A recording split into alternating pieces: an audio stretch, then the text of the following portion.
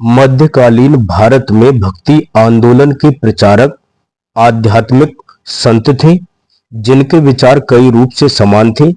उनका किसी विशेष संप्रदाय से लगाव न था।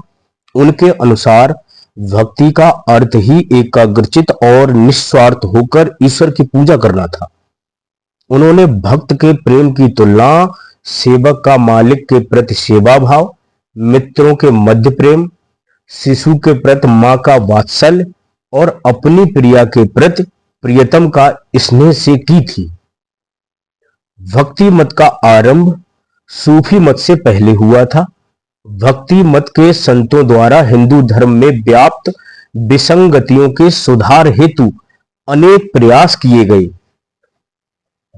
ध्यातव्य है कि इस्लाम के भारत में आगमन से पूर्व भक्ति की कविताएं दक्षिण भारत में प्रचलित थी। तमिलनाडु में अलवार और नयनार के भक्ति से भरे भजन मंदिरों में पूजा के अंग थे। कम्बन ने तमिल में रामायण लिखी। 12वीं शताब्दी के उत्तरार्ध में बासवन्ना ने हिंदुओं में जागृति उत्पन्न की। उन्होंने वीर शैव संप्रदाय चलाया, जिसमें सामाजिक समता और गुरु को अत्यधिक महत्व प्राप्त था। उत्तर भारत में भक्ति आंदोलन के प्रथम प्रवर्तक रामानंद थे। रामानंद रामानुज की पीढ़ी के प्रथम संत थे। वे राम के उपासक थे। उन्होंने सभी जातियों एवं धर्मों के लोगों को अपना शिष्य बनाकर एक तरह से जातिवाद पर कड़ा प्रहार किया। उनके शिष्यों में कबीरदास जी, रैदास, सेना, धन्ना, सदना, पीपा आदि शामिल थे। पद्मावती और सुरसरी इनकी शिष्याएं थीं। इस प्रकार रामानंद ने वैष्णव धर्म के द्वार बिना किसी जन्म, जाति, धर्म और लिंग भेद के सभी के लिए खोल दिए। उन्होंने ईश्वरवाद पर बल देते हुए राम की उपासना की बात कही। भक्ति आंदोलन के संतों की मौलिक शिक्षाएं पूर्ववत थीं। ईश्वर की पूजा में आस्था, मूर्ति पूजा का विरोध और मोक्ष के लिए भक्ति एकमात्र रास्ता जैसी बातों की जानकारी भारत में पहले से ही थी।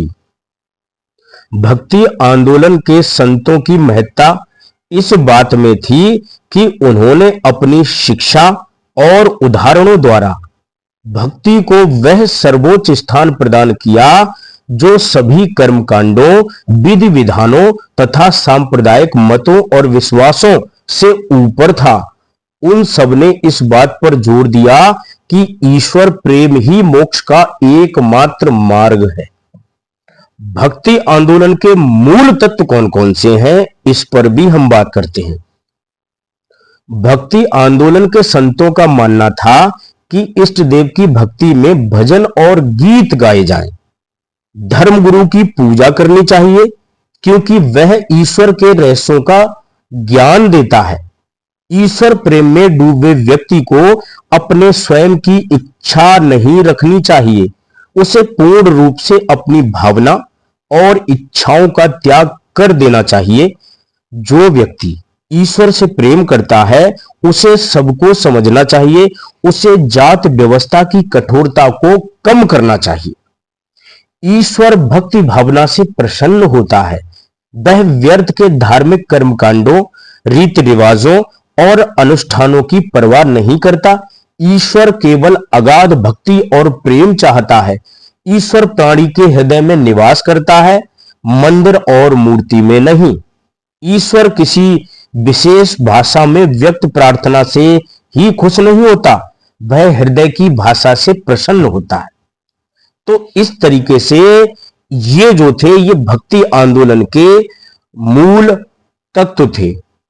इसके बाद हम बात करेंगे कि भक्ति आंदोलन से निकलने वाले जो संप्रदाय थे वो कौन कौन से थे।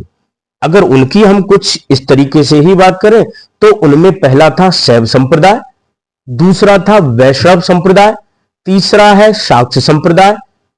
इसके अलावा नैनार, अलवार, ये क्रम लगातार आगे तक चलता रहता है।